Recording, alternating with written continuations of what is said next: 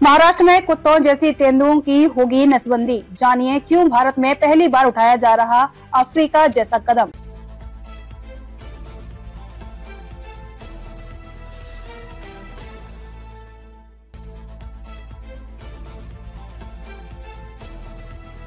पश्चिमी महाराष्ट्र के घने गन्ना क्षेत्र में जुन्नर वन प्रभाग एक ट्रायल होने जा रहा है। यह ट्रायल स्वतंत्र रूप से विचरण करने वाले तेंदुओं की नसबंदी का है। जानवरों को स्थानांतरित करने या उन्हें जंगल में छोड़ने की बजाय उनके प्रजनन को उनके स्रोत पर ही रोककर उनकी आबादी में वृद्धि को रोका जा सकेगा। भारत में यह पहली बार होगा जब तेंदुए की नसबंदी होगी। यह कदम कृषि प्रधान गांवों में तेंदुओं की बढ़ती गतिविधियों, पशुधन की बढ़ती हानि और मानव तेंदुओं के बीच घातक मुठभेड़ों में वृद्धि के बाद उठाया गया है।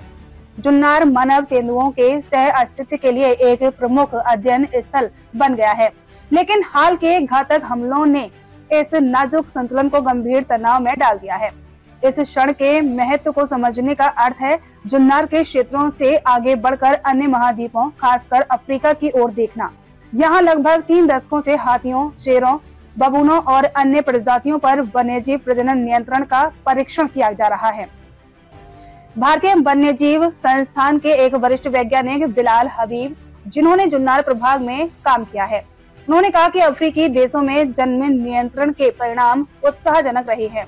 उन्होंने बताया कि अब 2 साल तक जन्म दर पर नियंत्रण है तो शावकों की संख्या नियंत्रण में आ जाएगी।